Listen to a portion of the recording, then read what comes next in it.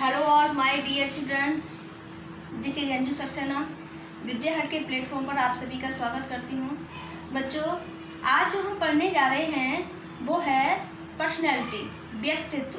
ठीक है, पर्सनैलिटी क्या होता है? पर्सनैलिटी क्या होती है? तो पर्सनैलिटी हम कह सकते हैं कि पर्सनैलिटी किसी व्यक्ति के उन गुणों को कहते हैं जिन्हें हम देख सकते हैं और जिन्हें हम नहीं देख सकते। अब कौन से गुण हैं जिन्हें हम नहीं देख सकते? तो जो किसी व्यक्ति के शरीर में, किसी व्यक्ति के जो आंतरिक गुण होते हैं, अंदर छिपे होते हैं, जो किसी व्यक्ति के वे गुण जो अंदर उसके समाये हुए हैं, अंदर छिपे हुए हैं, वे गुण जिन्हें हम देख नहीं सकते, और वे गुण जिन्हें हम देख सकते हैं। अब देखने वाले कौन से गुण हैं?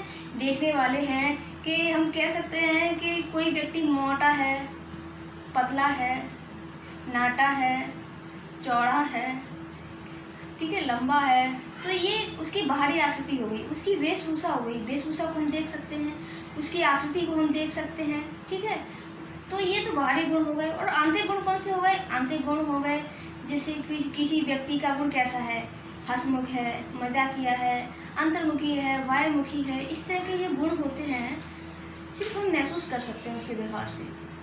तो इसकी परिभाषा क्या होगी? तो परिभाषा क्या होगी? व्यक्ति के आंतरिक गुण और बाह्य गुण, इन दोनों गुणों के समन्वय को ही हम व्यक्तित्व कहते हैं। ठीक है, समझ आ गया? अब देखिए, हम यहाँ पर इसकी परिभाषा हम लिखते हैं।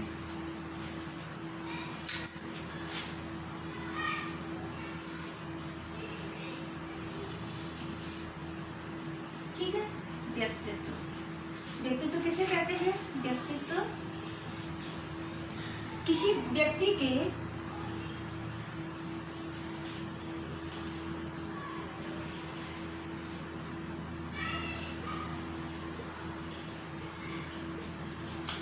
आंतरिक गुण एवं बाह्य गुणों के समन्वय को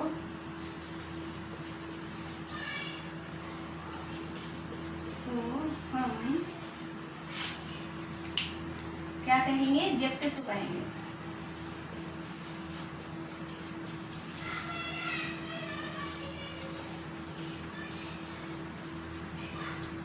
ठीक है, व्यक्तित्व किसे कहते हैं? व्यक्तित्व किसी व्यक्ति के आंतरिक और बाह्य, इन दोनों गुणों का जो समन्वय है, इन दोनों को जब हम जोड़ देते हैं, वही है व्यक्तित्व। ठीक है, अब देखना व्यक्तित्व क्या है। देखिए, आंतरिक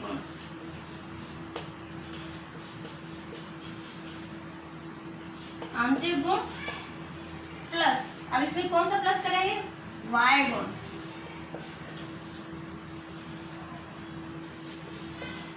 ठीक है, बाह्य गुण बराबर क्या हो गया? बराबर हो गया व्यक्तित्व। ठीक, समझ आ रहा है? तो क्या होता है व्यक्तित्व? पर्सनैलिटी किसे कहते हैं? पर्सनैलिटी वही है क्या, किसी व्यक्ति के आंतरिक गुण और बाह्य गुण, इन दोनों को जब हम जोड़ देते हैं वही होता है व्यक्तित्व। अब व्यक्तित्व कहाँ से उत्पन्न हुआ, उसकी उत्पत्ति कहाँ से हुई? ठीक है, तो ये जानेंगे।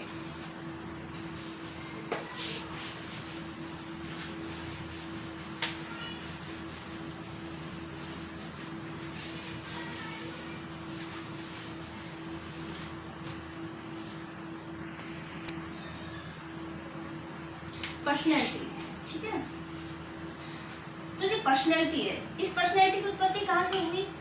ठीक, कहाँ से हुई इसकी उत्पत्ति? इसकी उत्पत्ति हुई पर्सोना से।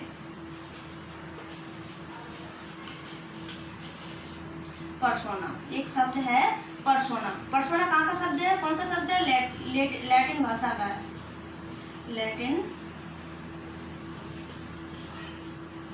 भाषा। तो लैटिन भाषा के पर्सोना से किसकी उत्पत्ति हुई? पर्सनैलिटी जो शब्द है, पर्सनैलिटी इंग्लिश वर्ड है, पर्सनैलिटी इंग्लिश शब्द है। इस इंग्लिश शब्द की उत्पत्ति, पर्सनैलिटी की उत्पत्ति पर्सोना से हुई। पर्सोना कहाँ का शब्द है? पर्सोना है लैटिन भाषा का शब्द, और इसका अर्थ होता है, पर्सोना का जो पर्सोना का अर्थ है क्या है? मुखौटा। क्या है, मुखौटा या नकाब कह लो या नकली चेहरा कह लो। ठीक है, नकली चेहरा। तो एक चीज ध्यान रखिए, पर्सनैलिटी अंग्रेजी का शब्द व्यक्तित्व क्या है, पर्सनैलिटी का हिंदी रूपांतरण है।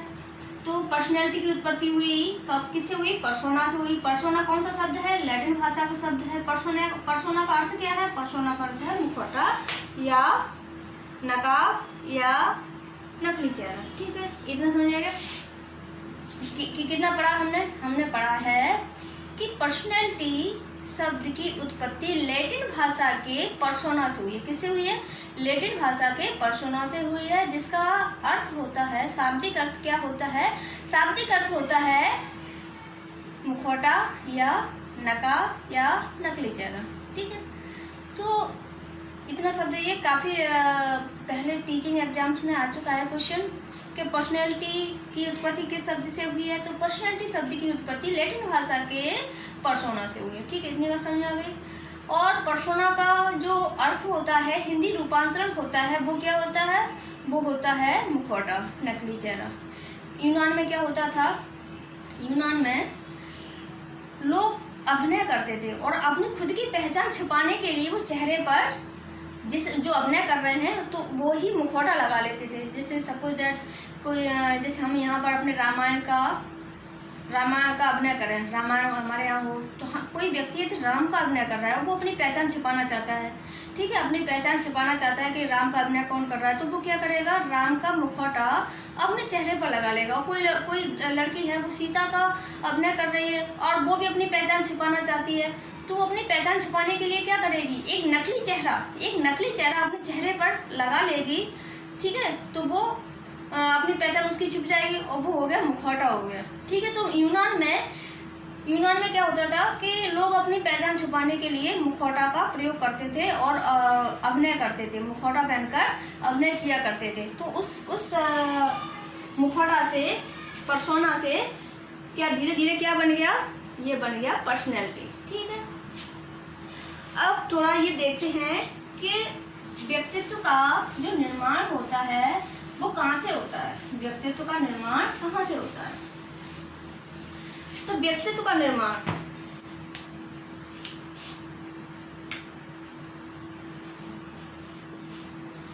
व्यक्ति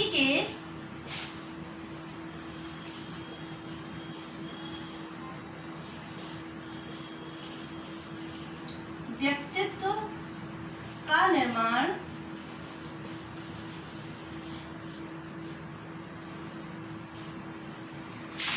उसके परिवार से ही होता है।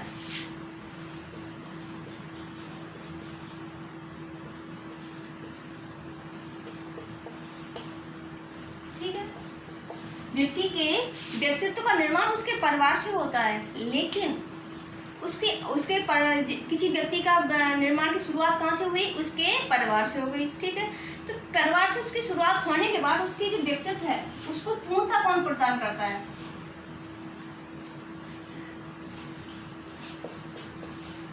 पूर्णता समाज से प्राप्त होती है।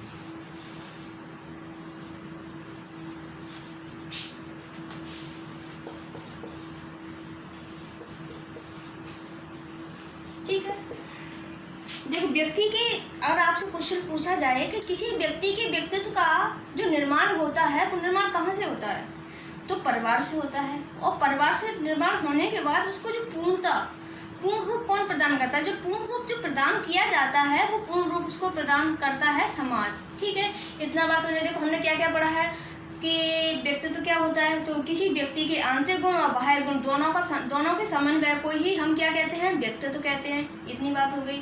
फिर हमने पढ़ा कि व्यक्तित्व की जो पर्सनैलिटी होती है, पर्सनैलिटी की उत्पत्ति कहाँ से हुई, तो पर्सनैलिटी शब्द की उत्पत्ति पर्सोना से हुई। जो पर्सोना एक लैटिन वर्ड है जिसका शाब्दिक अर्थ क्या होता है, शाब्दिक अर्थ होता है मुखौटा, नकली चेहरा, कुछ भी कह लो, नकली चेहरा कह लो, मुखौटा कह लो या नकाब कह लो। इतनी बात समझ आ गई। फिर हमने देखा कि जो उसकी शुरुआत किसकी, पर्सनैलिटी की, किसी व्यक्ति के व्यक्तित्व का निर्माण कहाँ से होता है, किसी व्यक्ति के व्यक्तित्व का निर्माण उसके परिवार से होता है। इतनी बात हमने देख ली। फिर हमने देखा कि इसके व्यक्तित्व को पूर्णता कौन प्रदान करता है, तो पूर्णता प्रदान करता है उसका समाज। इतना हो गया। अब यहाँ पर हम ये देखते हैं कि व्यक्ति के व्यक्तित्व के में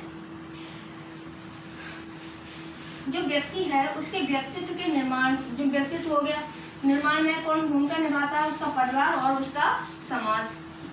ये बात हो गई। अब यहाँ पे देखते हैं कि प्राचीन समय में, प्राचीन काल में व्यक्तित्व के बारे में क्या सोचा जाता था कि क्या होता है व्यक्तित्व।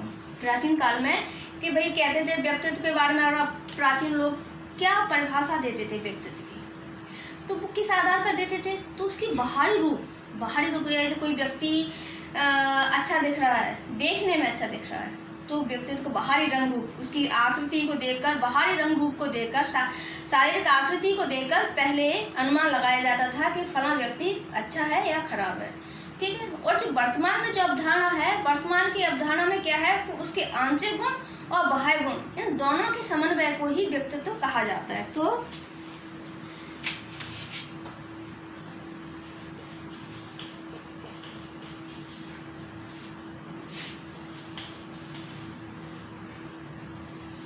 व्यक्तित्व की प्राचीन व वर्तमान अवधारणा। ठीक है। तो प्राचीन और वर्तमान अवधारणा क्या है, तो यहाँ पे हम लिखते हैं प्राचीन, यहाँ पे लिखते हैं वर्तमान। अब आपको समझ में आ जाएगा।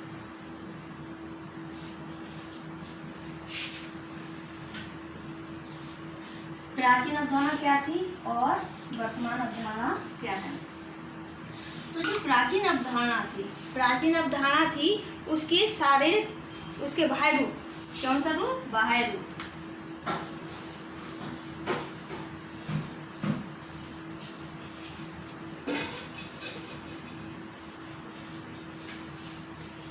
बाह्य रूप के आधार पर। ठीक। और ये वाली अवधारणा क्या है, ये वाली है आंतरिक प्लस वाय,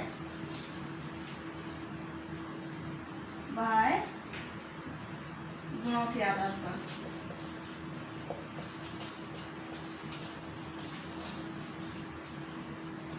ठीक। अब यहाँ पर देखिए, यहाँ पर बाह्य रूप, यानी बाह्य रूप क्या, शारीरिक।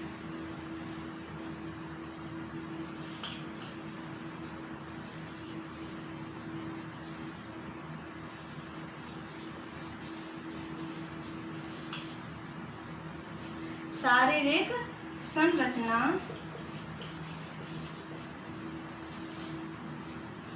के आधार पर। ठीक है। शारीरिक संरचना के आधार पर। और ये क्या है,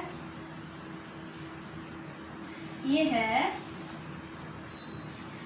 संपूर्ण या सर्वांगीण विकास के आधार पर।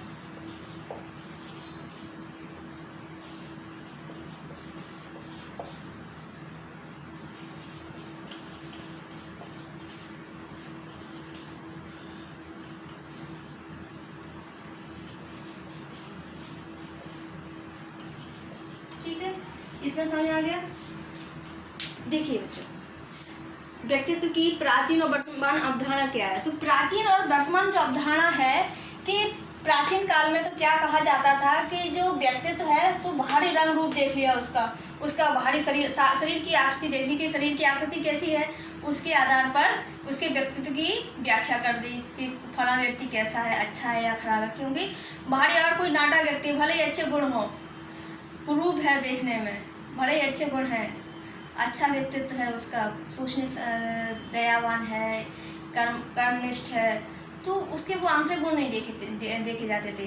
कौन से गुण देखे जाते थे, बाह्य गुण। उसकी शारीरिक आकृति कैसी है, वो कैसा दिखता है, ठीक है, देखने में कैसा लगता है। तो सिर्फ देखने से, बाहरी रंग रूप के आधार पर पहले व्यक्तित्व की व्याख्या होती थी। कैसे, बाहरी रंग रूप के आधार पर, यानी शरीर की संरचना के आधार पर हम कह सकते थे कि फला व्यक्ति कैसा है। और जो वर्तमान अवधारणा है, वर्तमान अवधारणा में क्या कि आंतरिक गुण, किसी व्यक्ति के आंतरिक गुण और बाह्य गुण, इनके आधार पर हम कह सकते हैं कि व्यक्ति कैसा है, व्यक्ति का व्यक्तित्व कैसा है, यानी सर्वांगीण विकास के आधार पर तो हम कह सकते हैं कि व्यक्ति का व्यक्तित्व कैसा है। ठीक है, हमने क्या क्या देख लिया है। हमने ये देखा कि व्यक्तित्व कैसे कहते हैं, ठीक है, ये देख लिया। फिर हमने देखा कि पर्सनैलिटी की उत्पत्ति कहाँ से हुई। पर्सनैलिटी की उत्पत्ति पर्सोना शब्द से हुई, जो एक लैटिन वर्ड है और जिसका जो अर्थ होता है वो होता है मुखौटा। ठीक, एक बात हो गई। फिर हमने ये देखा कि किसी व्यक्ति के व्यक्तित्व का निर्माण कहाँ से होता है। तो इस किसी व्यक्ति के व्यक्तित्व का निर्माण की जो शुरुआत होती है वो होती है हमारे परिवार से। फिर इसको जो पूर्णता जो प्रदान की जाती है वो पूर्णता प्रदान की जाती है हमारे समाज से। फिर हमने ये देखा कि वर्तमान और प्राचीन अवधारणा व्यक्तित्व के बारे में क्या है। तो प्राचीन और वर्तमान अवधारणा हमने जानी कि प्राचीन काल में सिर्फ शरीर की बाहरी आकृति को देखकर अनुमान लगाया जाता था कि कोई व्यक्ति कैसा है, उसका पर्सनैलिटी कैसी है। और जो वर्तमान अवधारणा है, वर्तमान अवधारणा में हम कह सकते हैं कि कोई व्यक्ति के सर्वांगीण विकास के आधार पर, यानी उसके आंतरिक बाहरी शारीरिक तो देखा ही जाएगा सिर्फ, और उसके साथ ही साथ उसके आंतरिक गुणों का भी अवलोकन किया जाएगा, तब हम कह सकते हैं कि कोई व्यक्ति कैसे, उसका व्यक्तित्व कैसा है। ठीक है, समझा गया। अब हम देखते हैं इसकी परिभाषाएं। ठीक है बच्चों,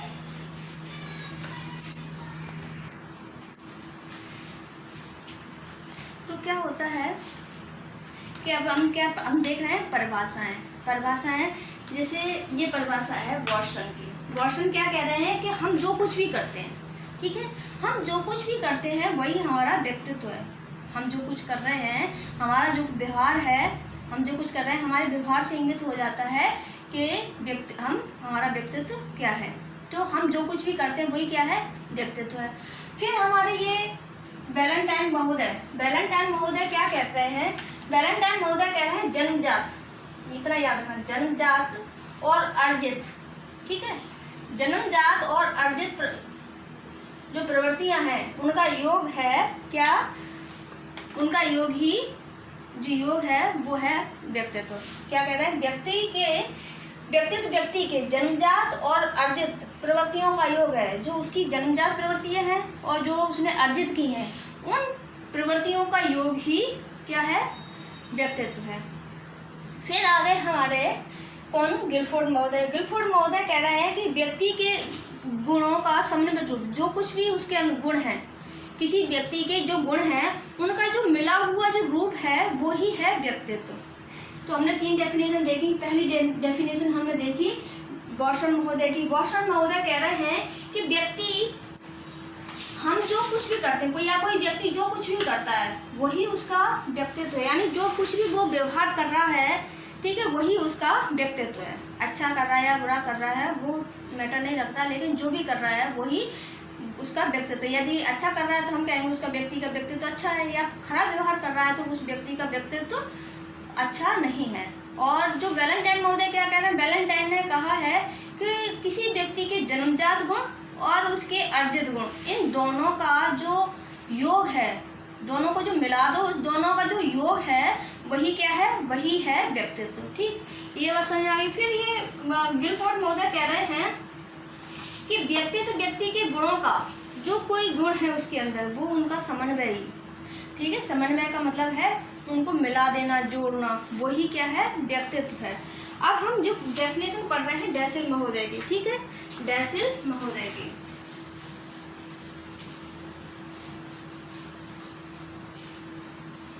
अब डैसिल महोदय क्या कह रहे हैं, डैसिल महोदय कह रहे हैं कि व्यक्तित्व व्यक्ति के संगठित व्यवहार का संपूर्ण चित्र है।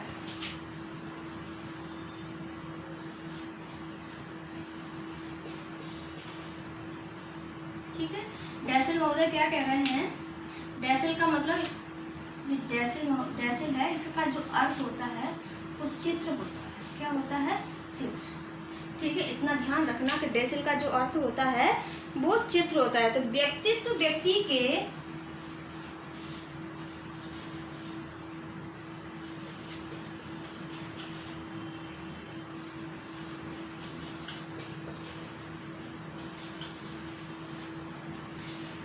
व्यक्ति के समन्वित, जो कोई भी उसके अंदर जो गुण है समन्वित गुणों का एक चित्र है। क्या है कि जो व्यक्तित्व है, व्यक्ति के समन्वित गुणों का चित्र है। ठीक है।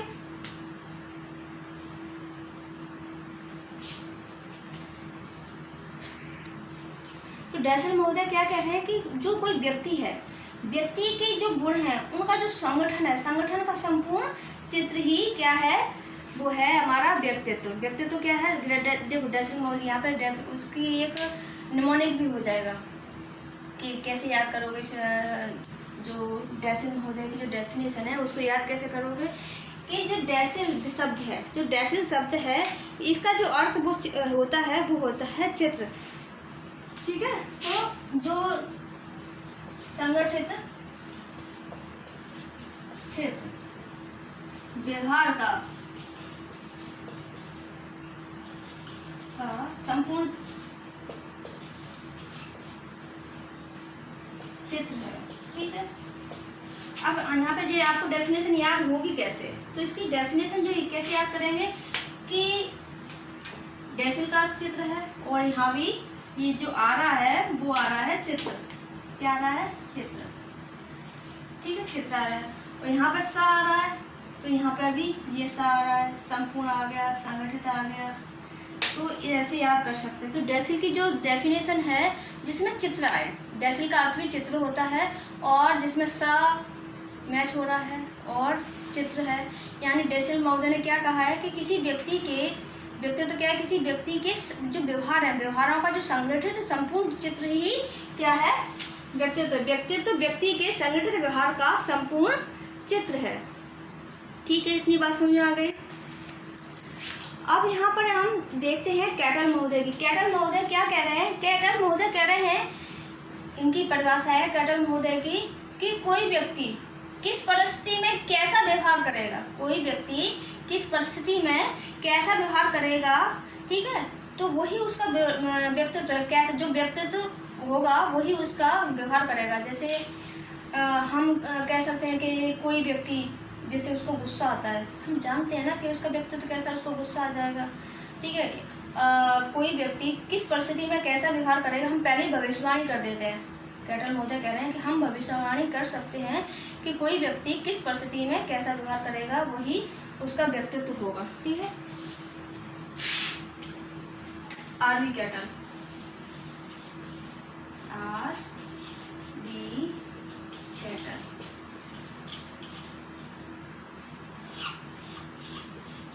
आरबी कैटल कह रहे हैं व्यक्तित्व वह है जिसके द्वारा, क्या कह रहे हैं, व्यक्तित्व वह है जिसके द्वारा हम यह भविष्यवाणी कर सकते हैं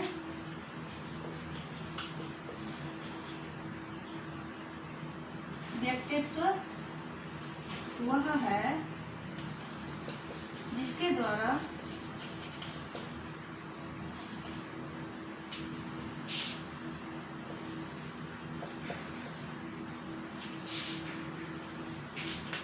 हम भविष्यवाणी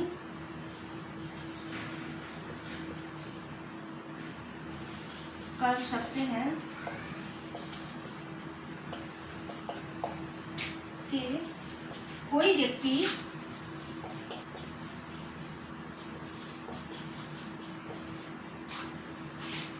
किस परिस्थिति में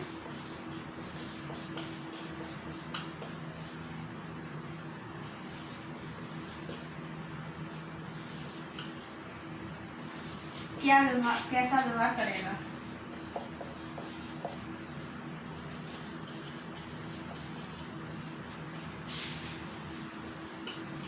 ठीक है। तो हम कैटल महोदय कह रहे हैं कि हम व्यक्तित्व है जिसके द्वारा हम ये भविष्यवाणी कर सकते हैं कि कोई व्यक्ति किसी परिस्थिति में कैसा व्यवहार करेगा। ठीक है, इतनी बात समझ आ गई।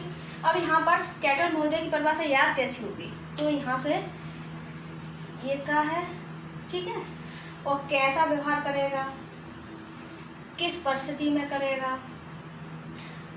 तो यहाँ से हम ये ध्यान रख लेंगे, का शब्द बार बार आ रहा है, जैसे ये का है, ये बार बार आ रहा है, तो किस परिस्थिति में कैसा व्यवहार करेगा।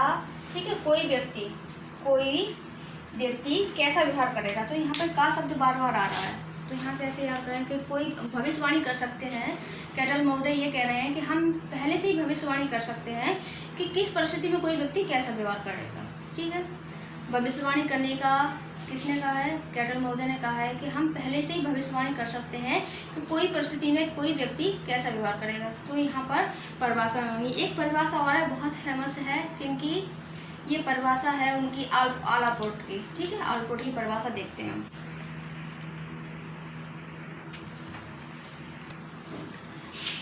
तो बच्चों अब हम देख लेंगे आलापोर्ट की जो परिभाषा है वो। तो ये परिभाषा उन्होंने 1937 में दी। कब दी? 1937 में। उन्होंने 49 परिभाषाओं को पढ़ा। ठीक है, और 50वीं ये परिभाषा उन्होंने दी। कब दी? उन्होंने दी 1937 में। तो उन्होंने जब 49 परिभाषाओं का विश्लेषण करने के बाद फिर उन्होंने ये परिभाषा दी। 50वीं परिभाषा उनकी थी आलापोर्ट की। और उन्होंने कहा, क्या कहा कि व्यक्ति के भीतर उन मनोदैहिक का जो मतलब होता है शारीरिक होता है। मनोदैहिक का मतलब शारीरिक और गतिशील या गत्यात्मक। गतिशील का मतलब होता है जो परिवर्तन हो जाए, जो परिवर्तित हो, बदलते हैं, परिवर्तन जो होता है उसको लिया गया है। डायनामिक जो गुण होता है वो होता है गतिशील, जो बदलता रहता है। तो क्या है कि जो व्यक्तित्व है, व्यक्ति के भीतर उन शारीरिक और जो गतिशील जो गुण है उनका संगठन है। और वो संगठन क्या करेगा? जो वातावरण में समायोजन करेगा। वातावरण में क्या करेगा? समायोजन करेगा। तो उसको वो व्यक्तित्व कह रहे हैं। क्या कह रहे हैं कि 1937 में दी। 50वीं परिभाषा है 61 में। हालांकि 1961 में इसमें थोड़ा संशोधन हुआ, कुछ शब्दों को इन्होंने इसमें बढ़ाया। ठीक है, कब बढ़ाया? 1961 में। और उन्होंने कितनी परिभाषाओं का अध्ययन किया? उन्होंने जब परिभाषाओं का विश्लेषण किया 49 परिभाषाओं का, यानी 49 परिभाषाओं को उन्होंने पढ़ा, उनका विश्लेषण किया। और विश्लेषण करने के बाद 50वीं जो परिभाषा है वो है आलापोर्ट की। आलापोर्ट ने क्या कहा है कि व्यक्ति के भीतर शारीरिक और गत्यात्मक संगठन है।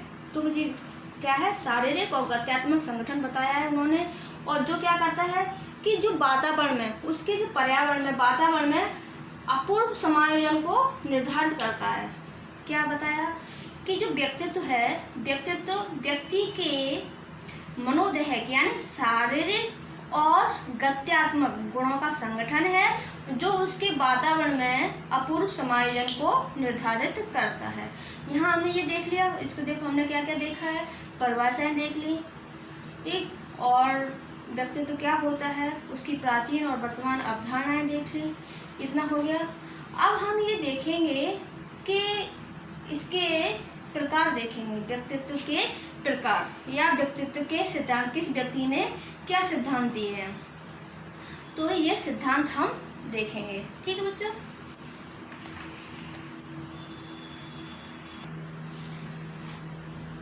तो बच्चों क्या है कि हम जब हिप्पोक्रेट्स थे, एक यूनानी चिकित्सा शास्त्री थे हिप्पोक्रेट्स। कब? 400 BC। कब की बात है? यहाँ लेते रहती हूँ 400 BC। ठीक है, 400 BC यानी जो 400 BC का समय था। और यूनान के एक चिकित्सा शास्त्री थे हिप्पोक्रेट्स। तो उन्होंने अपने जो शरीर के जो द्रव्य हैं, उन शरीर के द्रव्यों के आधार पर व्यक्तित्व के प्रकार बताए कि किसी व्यक्ति के व्यक्तित्व कैसा होता है। तो उन्होंने शरीर के द्रव्य के आधार पर 4 प्रकार बताए। ठीक है, शरीर के द्रव्यों के आधार पर 4 प्रकार बताए। बच्चों हम उतना ही पढ़ रहे हैं जो एग्जाम में आता है, बाकी की तो इनकी कहानी बहुत लंबी है। लेकिन हम क्या पढ़ रहे हैं? 400 BC का समय है। और उनकी एक पुस्तक भी है नेचर ऑफ मैन। तो मैन का नेचर कैसा होता है, तो उस पुस्तक में इन्होंने एक पुस्तक लिखी। कौन सी? Nature of man. और नेचर ऑफ मैन कब लिखी? 400 BC का टाइम पर। और इस पुस्तक में उन्होंने जो शरीर द्रव्यों के आधार पर व्यक्तित्व का वर्गीकरण किया। तो उन्होंने क्या कहा कि किसी व्यक्ति का व्यक्तित्व द्रव्यों के आधार पर 4 वर्गों में बांट दिया। वो 4 वर्ग कौन कौन से हैं? 4 वर्ग हैं कि काले पित्त वाले व्यक्ति। अब काले पित्त वाले व्यक्ति कैसे होंगे? उदास, निराशावादी, निगेटिव थॉट ही रहेंगे उनके। वो तो कभी अरे मैं तो ये काम कर ही नहीं सकता, या वो तो काम कोई व्यक्ति कर ही नहीं सकता, इस प्रवृत्ति के लोग होते हैं। क्या है कि ऐसे व्यक्ति भविष्य में ज़्यादा कुछ कर नहीं पाते, और जो उनके आसपास के लोग हैं उन्हें भी वो चाहते हैं कि वो भी ज़्यादा कुछ ना कर पाए। जैसे एक मुझे कहानी याद आ रही है इसी बात पर, कि एक व्यक्ति था, दो बच्चे, एक गांव था, वहाँ पर दो बच्चे बहुत अच्छे दोस्त थे। तो उन दोस्तों में क्या, एक 6 साल का बच्चा था और एक बच्चा था 10 साल का। तो जो 6 साल और 2 साल के बच्चों में बड़ी पक्की वाली दोस्ती थी। अब वो रोज़ एक दूसरे से मिलते थे, साथ साथ खेलते थे, और खेलते खेलते एक दिन वो गांव से दूर जंगल में चले गए। अब वहाँ वो खेल रहे थे, खेलते खेलते अचानक से क्या हुआ कि उनमें से जो बड़ा वाला बच्चा था, 10 साल का बच्चा था, वो कुएं में गिर गया। अब कुएं में गिर गया तो अब छोटा बच्चा बड़ा परेशान, उसका दोस्त 6 साल वाला बच्चा बहुत परेशान कि कैसे अपने दोस्त की मदद करे, कैसे निकाले। उसने पहले क्या किया, मदद के लिए पुकारा सबको, मदद के लिए उसने पुकार लगाई, लेकिन जंगल में कोई था ही नहीं, तो कौन आता उसकी मदद करने के लिए। अब बेचारा उसने क्या किया, सोचा, अपने दोस्त से कहा, दोस्त तुम चिंता मत करो, मैं बचाऊंगा तुम्हें, मैं हूँ ना, आप चिंता मत करो, मैं बचाऊंगा, जब तक मैं हूँ और तुम्हें कुछ नहीं होने दूंगा, जब तक मैं हूँ तुम्हें कुछ नहीं होने दूंगा। और 6 साल का बच्चा बड़ा हिम्मती, और उसने क्या किया कि पहले ज़माने में क्या होता था कि कुएं पर रस्सी और बाल्टी रहती थी कि कोई प्यासा आए तो पानी पी ले, तो इसके लिए रस्सी बाल्टी पड़ी रहती थी कुएं पर।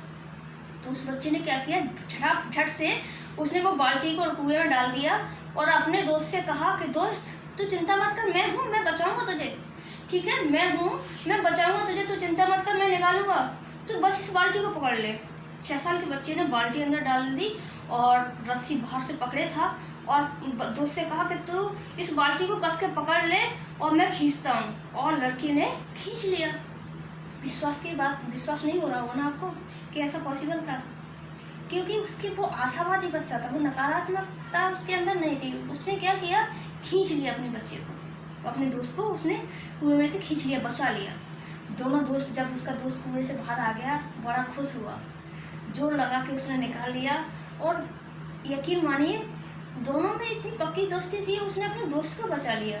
और जब उन्होंने घर आकर अपने माँ बाप को बताया कि ये बड़ा मेरा दोस्त था, वो कुएं में चला गया और मैंने निकाल लिया, माँ बाप ने डांटा, कहा झूठ बोलते हो, शर्म नहीं आती अपने माँ बाप से झूठ बोलते हो, तुम 6 साल के बच्चे, तुम 10 साल को कुएं में से कैसे निकाल लोगे। तो विश्वास नहीं हुआ, माँ बाप ने बहुत डांटा। फिर गांव में भी उन्होंने 2-4 लोगों से कहा, भाई ये कुएं में गिर गया था, मैंने बचाया, या उसके दोस्त ने बड़े कहा 10 साल वाले ने कि मैं कुएं में गिर गया था, मेरे दोस्त ने मुझे बचाया जो 6 साल का था। उनकी बहुत बदनामी हुई कि कैसे संस्कार दिए हैं माँ बाप ने कि बच्चे झूठ बोलते हैं। माँ बाप खुद कह रहे कि शर्म नहीं आती, झूठ बोलते हो। तो एक बार क्या हुआ, संत आए, उनके गांव में एक संत आए, संत को एक सामने भी ये वाक़या रखा, भी हमारे बच्चों में हम तो ऐसे संस्कार नहीं दे रहे हैं, झूठ बोलने वाले, क्या करें कि बच्चों में अच्छे संस्कार आए, झूठ ना बोलें। तो उन्होंने कहा, संत ने कहा कि वाक़या बताओ मुझे क्या था। उन्होंने बताया कि बच्ची ये कह रहा है कि जो 10 साल का बच्चा है वो कुएं में गिर गया, और जो 6 साल के बच्चे ने कुएं में से 10 साल के बच्चे को निकाल लिया। क्या ये पॉसिबल है? क्या कोई 6 साल का बच्चा 10 साल के बच्चे को कुएं से निकाल लेगा? तो संत ने कहा हाँ पॉसिबल है। तो सब दंग से रह गए, क्यों, ये कैसे हो सकता है, कैसे हो सकता है कि 6 साल का बच्चा 10 साल के बच्चे को कुएं से निकाल ले। तो संत ने कहा कि वहाँ कोई ऐसा व्यक्ति नहीं था, कि ये कहने वाला नहीं था कि तू मत निकाल, तू नहीं कर पाएगा, तू अभी छोटा है, कोई कहने वाला नहीं था, कोई निगेटिव थॉट वाला व्यक्ति नहीं था वहाँ कि वो उसे कहता कि तू ना कर, तू ये नहीं कर पाएगा। वहाँ इसके अंदर आशा जगी कि इसने निकालने का अपने बीड़ा उठाया, और वहाँ उसके अंदर ऊर्जा थी और उसने निकाल लिया। यदि कोई व्यक्ति आपके पास ऐसा आ जाए कि ये कह दे कि नहीं नहीं तू नहीं कर पाएगा बेटू, तू ये काम नहीं कर पाएगा, कोई अगर ऐसा हो जाए, ऐसा व्यक्ति मिल जाए, तो वास्तव में ये समझो कि वो हमें गड्ढे में डाल रहा है। कोई हमें ऐसे व्यक्तियों से दूर रहना चाहिए जो व्यक्ति ऐसे कहें या ऐसे बोलें कि तू ये काम नहीं कर पाएगा। तो संत ने कहा कि वहाँ कोई इसकी टांग खींचने वाला नहीं था, या इससे इसकी जो आशा को निराशा में बदलने वाला नहीं था। इसके अंदर जो आशा उत्पन्न हुई, इसका जो जोश जागा कि हाँ मैं करूँगा, मैं अपने दोस्त को बचाऊँगा, मैं अपने दोस्त को बचाऊँगा, और उसने अपने दोस्त को बचा लिया। अपने उसने ये नहीं देखा, उसके अंदर ये निराशा उत्पन्न नहीं हुई कि मैं नहीं कर पाऊँगा, ठीक है ना। तो क्या है कि वो ऐसे व्यक्ति होते हैं निराशावादी, खुद तो अपने कुछ करना नहीं चाहते, दूसरों को भी ऐसे रोकते हैं, भाई तुम ना करो, ऐसा नहीं हो ही नहीं सकता, निगेटिविटी जो भरी है उनके अंदर। तो क्या है, काले पित्त वाले जो व्यक्ति हैं वो निराशावादी होते हैं। हमेशा अरे मुझसे नहीं होगा, मैं तो कर ही नहीं सकता, या सामने वाला भी कोई कर रहा होगा कुछ काम, अरे ना करो, रहने दो, ऐसा हो ही नहीं सकता। तो ये हो गए निराशावादी, यानी काले पित्त वाले। काले पित्त वाले कैसे होते हैं, नेगेटिव थॉट वाले, निराशावादी, उदास, ठीक है, ऐसे व्यक्ति होते हैं। या ये समझो कि वो हमेशा सैड सॉन्ग सुनेंगे, चिट्ठी न कोई संदेश वाला ऐसा गाना सुनेंगे, या मतलब नेगेटिव थॉट उनके अंदर भरी ही रहेगी। अब जो पीले पित्त वाले हैं, पीले पित्त वाले व्यक्ति कैसे होते हैं, पीले पित्त वाले व्यक्ति बहुत चिड़चिड़े, गुस्सा टाइप के होते हैं, गुस्सा तो उनकी नाक पर रखा रहता है, बात बात पर गुस्सा करते हैं। तो जो हिपोक्रेट्स थे, तो उन्होंने अपनी पुस्तक नेचर ऑफ मैन में ये व्याख्या करी है, किसके आधार पर करी है, शरीर द्रव्यों के आधार पर। काले पित्त वाले निराशावादी होते हैं, नेगेटिव थॉट भरे ही रहते हैं, अरे ये काम नहीं हो सकता, निराश रहते हैं, उदास रहते हैं, ठीक है, निराशा उदासा उनके अंदर भरी रहती है, निराशा और उदासी उनके अंदर भरी रहती है, ठीक। दूसरा क्या हुआ, पीले पित्त वाले। पीले पित्त वाले व्यक्ति क्या करते हैं, पीले पित्त वाले बड़े गुस्सैल, चिड़चिड़े, जरा सा कुछ कह दो तो उनका पारा आसमान पे चढ़ जाता है, गुस्सा के मारे वो घर की चीज़ों को तोड़ देते हैं, तो बड़ा सोच समझ के बात करनी पड़ती है उनसे, ठीक है। तो ये पीले पित्त वाले गुस्सैल होते हैं, चिड़चिड़े होते हैं, जरा जरा सी बात पे चढ़ जाते हैं। और जो काले पित्त वाले निराशा वाले होते हैं। फिर आता है कफ पित्त वाले, जिनके अंदर कफ होता है, कफ वाले, तो वो कैसे होते हैं, भाव शून्य होते हैं, उन्हें कोई फर्क ही नहीं पड़ता, उनसे उनके सामने रोते चिल्लाते रहो, कोई फर्क नहीं पड़ता उनसे, उनके सामने कुछ बात कहो तो समझ ही नहीं आता सुनाई भी दे रहा है कि नहीं दे रहा है। तो ये भाव शून्य होते हैं, उनके अंदर कुछ फीलिंग्स ही नहीं होती हैं, ठीक। दूसरा होता है लाल पित्त वाले, ठीक है, रक्त पित्त, तो रुधिर पित्त कर लो। तो जो रुधिर पित्त वाले जो व्यक्ति होते हैं वो खुश मिजाज होते हैं, मजाकिया टाइप होते हैं, और मिलनसार होते हैं, अच्छे स्वभाव वाले व्यक्ति होते हैं। तो लाल पित्त वाला जो होता है उनको अच्छा माना जाता है, प्रसन्नचित्त रहते हैं, खुश मिजाज रहते हैं, आशावादी होते हैं, ठीक है। तो हिपोक्रेट्स के बारे में, और इन्होंने जो सबसे पहले जो वर्गीकरण किया है वो किया है कि वो कृष्ण ने ही किया है, ठीक है।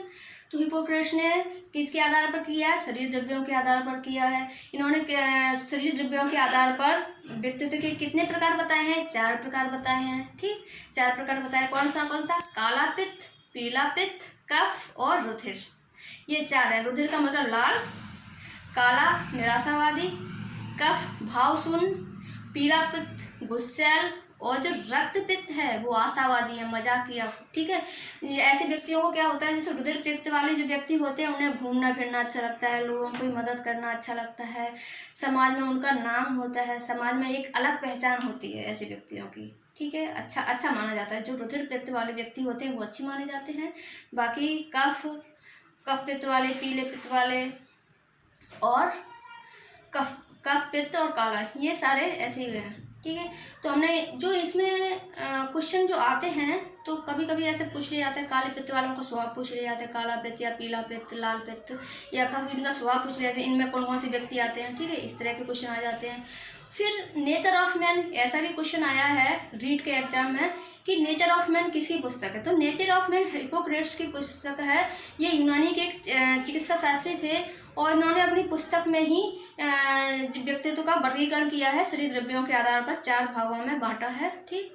और किसे 400 BC जिनका जो टाइम पीरियड है, जब डॉक्टर्स वो लेते हैं ना शपथ, तो इनकी जो चिकित्सा शास्त्री थे इनके द्वारा जो कुछ शब्द कहे गए हैं कि भाई हम ईमानदारी से काम करेंगे, हम किसी को मरने नहीं देंगे, इलाज के अभाव में किसी को मरने नहीं देंगे, हिपोक्रेट्स के ही वो शब्द हैं जो आज के डॉक्टर शपथ ग्रहण करते समय वो शब्द बोलते हैं, ठीक है।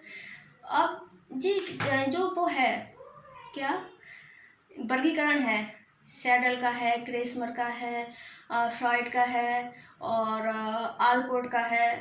तो ये बहुत सारे वर्गीकरण हैं और वीडियो थोड़ा सा ये 3-4 पार्ट में ही हमारा व्यक्तित्व पूरा हो पाएगा। तो व्यक्तित्व के बारे में आप बड़ा गहराई से मैंने क्या किया है कि अपनी पुस्तकों का अध्ययन करके और उनमें से जो मेन निचोड़ निकाला है, सार निकाला है, वही मैं आपको सामने प्रस्तुत करूँगी। और आप इस वीडियो को जो मेरे हैं व्यक्तित्व वाले या जितने भी वीडियो हैं, तो मैं ऐसे ही नहीं कि किसी कहीं से देख लिया, किसी की कॉपी कर ली, वीडियो नहीं है। मेरा जो निचोड़ है, मैं पहले पुस्तकों का अध्ययन करती हूँ और अध्ययन करने के बाद जो सार होता है वही मैं आपके सामने प्रस्तुत करती हूँ। तो आप बेझिझक होकर और पूरे विश्वास के साथ जो मैं पढ़ा रही हूँ उसको आप ग्रहण करिए, निश्चित ही आप अपने एग्जाम में सफल होंगे, ठीक है। तो कल जो अगले जो नेक्स्ट वीडियो होगा, हम उसमें सेल्डन का, क्रेसमर का और आलपोर्ट और कैटल का वर्गीकरण पढ़ेंगे। फिर आगे और पढ़ेंगे। ऐसे हम अपने 2-3 वीडियो होंगे, उनमें हम अपना व्यक्तित्व पूरा कर लेंगे, ठीक है। और थोड़ा आप भी पढ़िए और बाकी का तो मैं आपको सारा कुछ पढ़ा ही दूँगा। और व्यक्तित्व से कोई भी बाहर क्वेश्चन मेरे पढ़ाने से बाहर नहीं आएगा, ठीक है। और जो मैं पढ़ा रही हूँ उनमें से तो निश्चित ही आएगा, ठीक है। ख्याल रखिएगा अपना। जय हिंद।